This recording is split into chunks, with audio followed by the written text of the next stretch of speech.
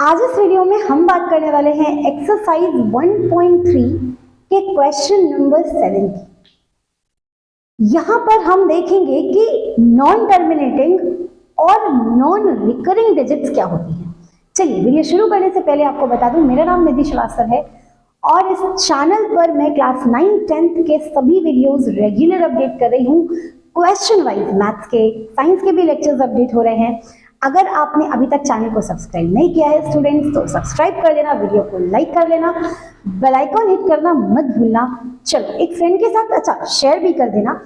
और अगर आपको ऑफलाइन कोचिंग इंस्टीट्यूट में एडमिशन लेना है तो कॉन्टैक्ट डिटेल्स आपकी स्क्रीन पर और डिस्क्रिप्शन में भी गिवन है, आप हमें कॉन्टैक्ट कर सकते हो। चलो बढ़ते हैं क्वेश्चन की तरफ।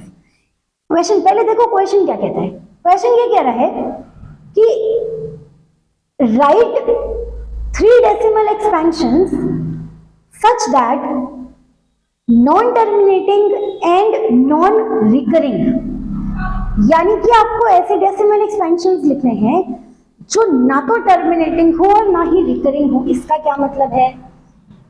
नॉन टर्मिनेटिंग तो समझ में आ गया कि ऐसे डेसिमल एक्सपेंशन जो बार बार टर्मिनेट ना हो रहे हो, रिपीट हो रहे हो, यानी कि जैसे मैंने लिखा 0.3333 एंड सो ऑन, तो आप इसे लिख सकते थे 0.3 पर बार। ठीक है, मैंने लिखा 1.4444 एंड सो ऑन, तो आप इसे लिख सकते थे 1.4 पर बार। ऐसे नंबर्स जो मैक्सिमम टाइम्स रिपीट हो रहे हैं, इनफाइनाइट तक रिपीट होते ही जाएंगे, आप सॉल्व करोगे तो ऐसे डिजिट्स पर बार लग जाता है। इन्हें ही हम कहते हैं क्या? Non terminating. क्या कहते हो? Non terminating. ठीक है मैम। तो नॉन रिकरिंग क्या हुआ? अच्छा, पहले एक बार ये देखो, अगर मैंने लिखा 1.571 तो जब आपके पास 1.5 आया और फिर 7 आया तो आपको लगा कि यार ये तो रिपीट नहीं हुआ। फिर से हमने किया तो 1 आ गया, अच्छा ये तो रिपीट नहीं हुआ। अब डेसिमल बचा है ऊपर और डेसिमल लगा है ऊपर, नीचे रिमाइंडर बचा है, अब इसे यहीं पे छोड़ देते हैं। नहीं, आगे करो। फिर किया, फिर से 5 आ गया, चलो कोई बात नहीं। अब जब दोबारा हमने चेक किया तो फिर से 7 आ गया और फिर से किया तो फिर से 1 आ गया, यानी कि बार बार ये नंबर्स आपके पास 3 पेयर्स में ही सही रिपीट हो रहे हैं। तो ऐसे केस में आप क्या करोगे? ऐसे केस में ही आप क्या करते हैं, इन 3 डिजिट्स के ऊपर क्या लगा देते हो? बार। ये भी आपके यही कहलाते हैं नॉन टर्मिनेटिंग नंबर्स। तो नॉन रिकरिंग का क्या मतलब है? कि वो नॉन टर्मिनेटिंग तो हो, यानी कि इनफाइनाइट तक आप सॉल्व करें और वो होता जाए, बट रिकरिंग ना हो, यानी कि बार बार रिपीटेशन ना हो। ठीक है, बात समझ में आ गई?